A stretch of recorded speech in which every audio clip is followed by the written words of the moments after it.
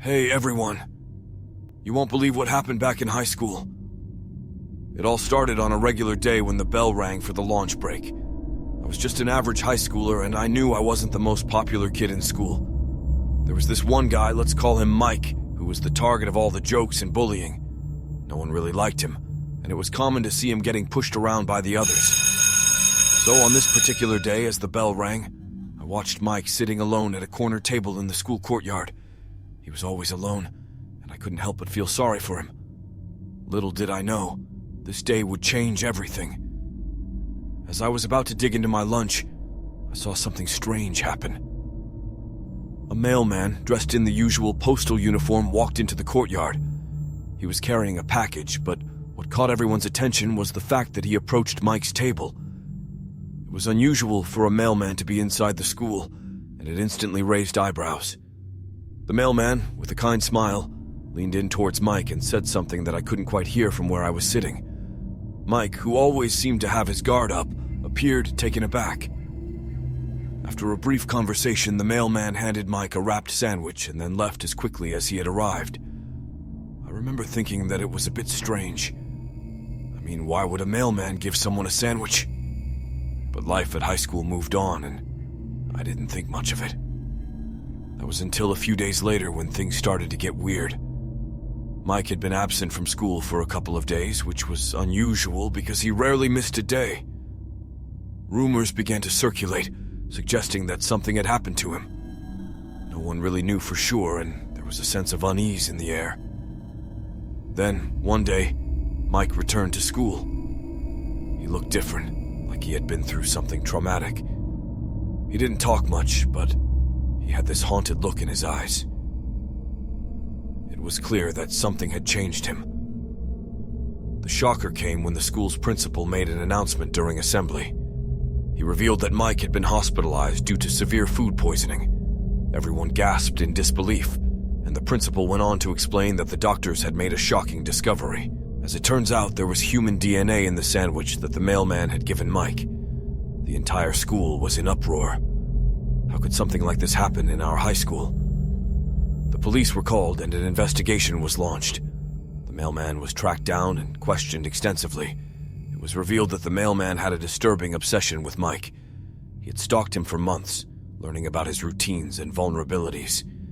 He somehow managed to obtain a sample of Mike's DNA and then planted it in the sandwich, intending to harm him. The realization that someone in our own community had plotted such a sinister act left us all speechless. Mike had been targeted by someone he didn't even know, and it had almost cost him his life. The incident shook our high school to its core, and we all became more vigilant, realizing that danger could lurk in the most unexpected places. In the end, justice was served, and the mailman was arrested and faced the consequences of his actions. But the scars left on Mike and the entire school community would never truly heal. It was a lesson we all learned the hard way. Sometimes the scariest and most shocking events can happen in the most ordinary of places. So, there you have it. A true story from my high school days that still gives me chills to this day. It goes to show that sometimes reality can be far more frightening than anything we could ever imagine. Thanks for tuning in, and remember to stay safe out there, because you never know what might be lurking just around the corner. It all started on a gloomy Monday morning. The rain was pouring down in sheets, making it the kind of day where you just want to stay in bed. But of course, school calls and you've got to go. So, there I was, trudging through the puddles towards the entrance of my high school, just like any other Monday.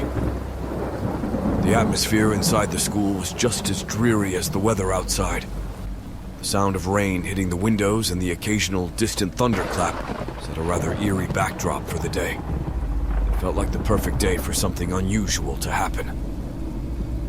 As I made my way to my first class, I noticed a group of men near the entrance. They looked to be in their 30s or 40s, which was strange because, well, high school is typically for teenagers. They were dressed in what looked like old-fashioned school uniforms from about a decade ago. Curiosity got the best of me, and I decided to approach them.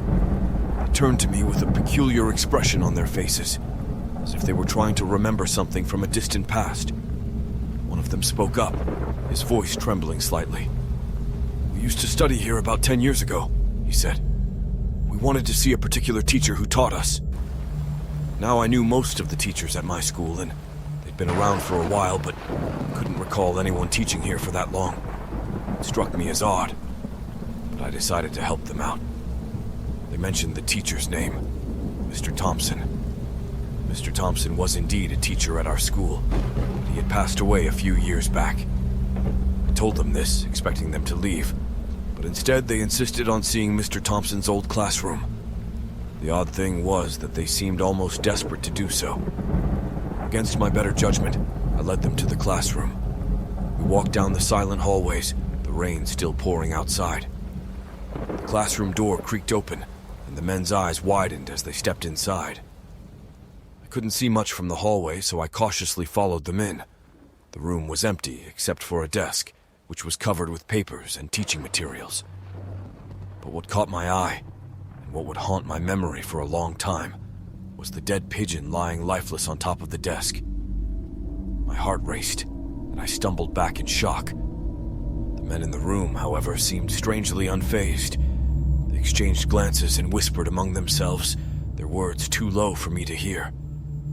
Then, as abruptly as they had appeared, they left the room without saying a word. I was left there, staring at the lifeless bird on Mr. Thompson's desk, feeling a sense of unease that I couldn't shake. It wasn't just the strange men or the dead pigeon. It was the whole eerie atmosphere of that rainy Monday. I never saw those men again, and I never found out what their connection to Mr. Thompson was.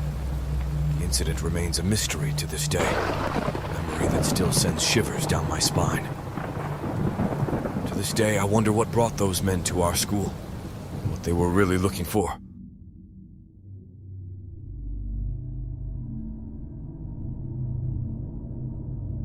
It was just another mundane day at Lincoln High School. As the janitor responsible for keeping the place spick and span, I'd seen my fair share of messes and oddities. But this particular day was different. It started like any other, with me meticulously finishing up my routine jobs, from cleaning the corridors to tidying the classrooms.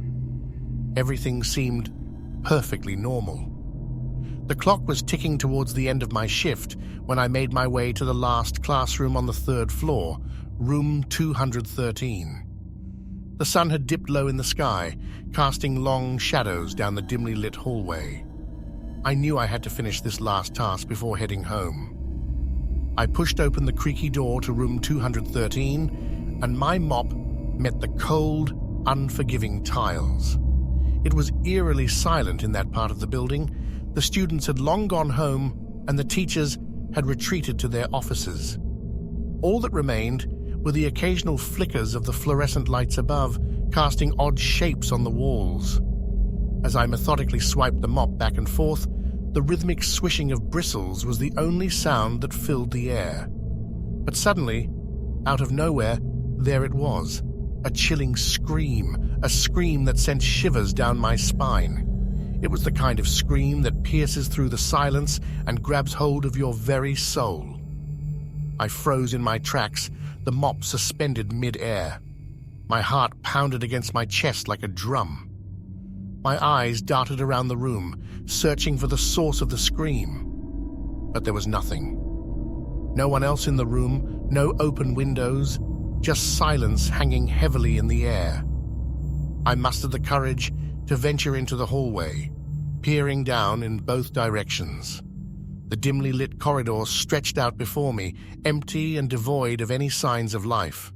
I knew every nook and cranny of this place, and I was sure there couldn't have been anyone nearby who had screamed. The seconds felt like hours as I waited, my ears straining for any further sound. But there was nothing. Just the eerie silence of an empty high school. My heart still raced, and a cold sweat formed on my brow. I couldn't explain what had just happened, but it sent a chilling sensation through my entire body. Reluctantly, I returned to room 213, hoping to finish my work and put this bizarre incident behind me. As I continued to mop, I noticed something unsettling, a crimson stain on the white tiles, right beside the water container for my mop.